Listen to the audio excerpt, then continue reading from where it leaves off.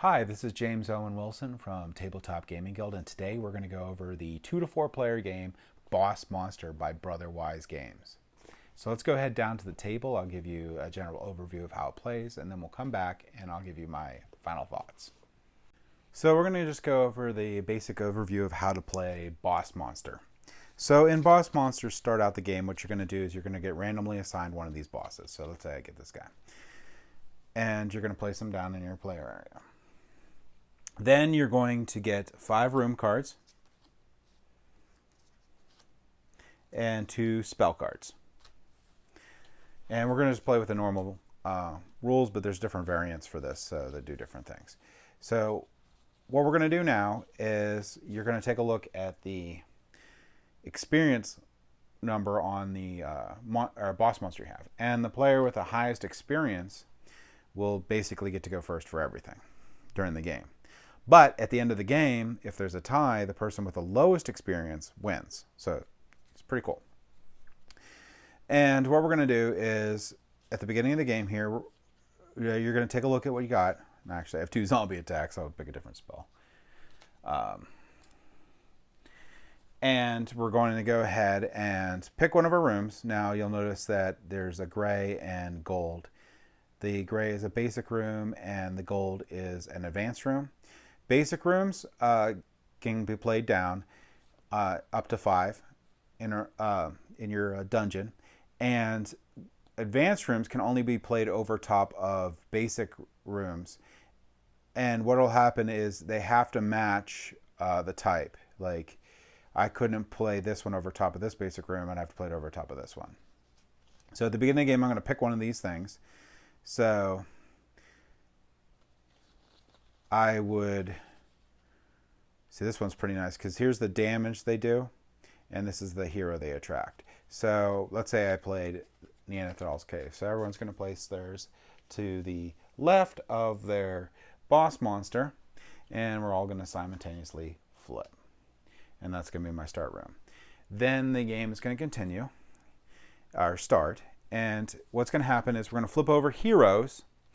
So from this hero pile until it's emptied, and then the epic hero, and we're going to flip them over equal to the number of players. So let's go ahead and say we're going to do 4. So it's for a 4-player game, we'll have 4 heroes out. And each of these heroes has a symbol on the top, and this is what the treasure they're looking for.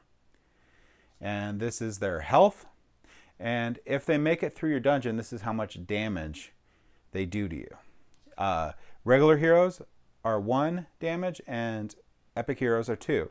Now, if you actually take out this hero, which I'll show you how that happens, you will actually get to flip it over, and you get 1 gem, soul gem, and the epic heroes give you 2 soul gems.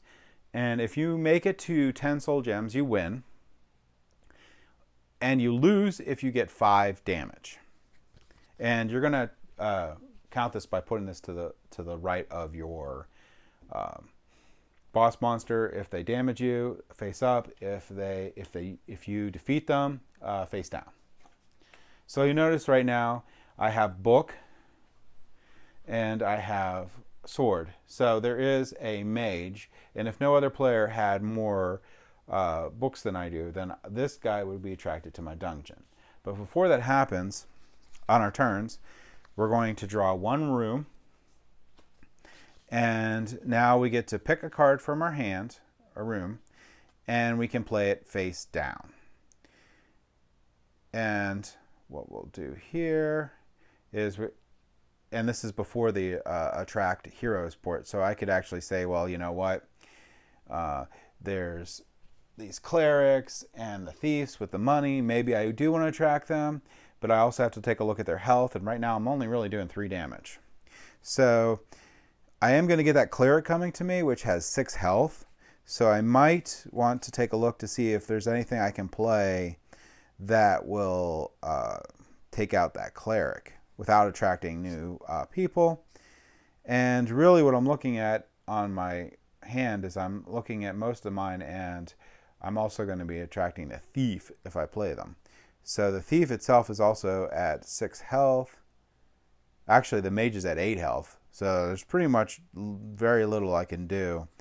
I probably don't want to attract a I probably don't want to attract another thief along with a mage, but I'm probably going to do it anyway.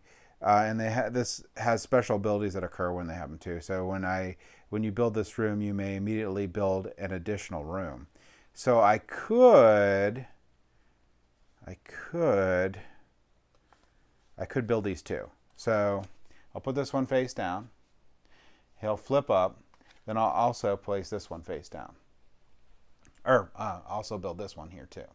So in XP order, or the first player is the highest XP, we're going to go ahead and then resolve the heroes in here. So since I have 2 books and 1 purse, I would compare that to the other players and whoever had the most. So let's say I don't get the thief and I get the mage. So the mage comes down to me. Now, during this time, you can, during different times, you can play different cards. Like this one here can only be played when we're building. So that last phase I told you about. Now we're actually in the adventuring phase. And the ones with the little axe can be played during the adventuring phase. So the axe on the adventuring phase and the hammer on the build phase. If it has both symbols, you can play them on either phase. So now that I have this hero at the beginning of my dungeon, I'm going to process them through the dungeon, and I do each one individually so that other players can react. So, like it comes to this first room, and once per turn you may discard a monster room to draw a spell card. So, I don't want to do that, so he's going to take 1 damage. So now he's going to be at 7 health. Then it's going to come to this room, which doesn't do anything because it just had an immediate effect. So he's going to be at 6 health. Then it's going to come to this room. And this one just says I can't build over it. So he will be now at 2 health, which is not enough to take him out. So he will actually damage my boss. Now, and we'll just continue doing this each round and round until either someone wins or everyone else is eliminated. Now, a cool thing that'll happen is once you get to 5 rooms, so I don't have any basic rooms. Also, in the rules, if your first hand you draw 4 advanced rooms, or you can actually do a mulligan. So once I hit 5 rooms, then I can fire off, the first time I hit that, I can fire off his level up ability, which this monster lets me draw 3 spell cards, and I can discard 1. And spell cards are hard to come by because you're actually not going to draw them throughout the game unless an effect gives you only draw room cards. So sometimes you'll only ever have the 2 spell cards that you actually started the game with. So that's pretty cool. Some of the rooms will also help you draw the spell cards, but in general, they're very hard to come by. Now, one thing I didn't explain here is if there's a tie or no one has the symbol of this that this adventurer is looking for, then they actually stay in town, which is this area here, and it just keeps growing. So let's say no one got any of these. We would draw 4 more. And for this round, all these guys come down, or can come down. So now you have a huge pull, so you can actually get a good bonus, or you can really hurt someone who wasn't expecting to win by swords or by books, by covering over your rooms and being like, hey, now you got this guy to deal with. So there's a lot of cool things you can do with this game, and there's a lot of nuancy stuff that is cool for strategy. But we'll go ahead back up and I'll give you my final thoughts. So yeah, the boss monster is a lot of fun. I like it. It's like the side-scrolling theme to it. I like the heroes coming down. You're trying to take out the heroes, and you're playing as the evil boss. And the interaction between the players is pretty nice too, with the spell cards and stuff, and how you basically attract the different heroes or not, depending on what you see on the board. This game is very nuanced. There's a lot of little things that you can do to win the game.